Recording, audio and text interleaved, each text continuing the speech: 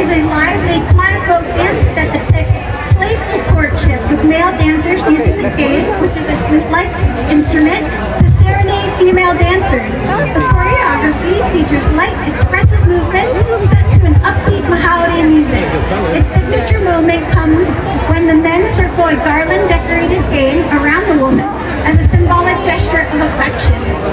របាំកេនគឺជារបាំប្រជាប្រិយខ្មែរមួយប្រភេទដែលបង្ហាញពីការចេញលេងសើចដោយអ្នករាំបុរសប្រើកេននិងដើម្បីច្រៀងបន្តអ្នករាំស្រីជាកាយវិការនិងរូបនៃការស្រឡាញ់សូមអរគុណ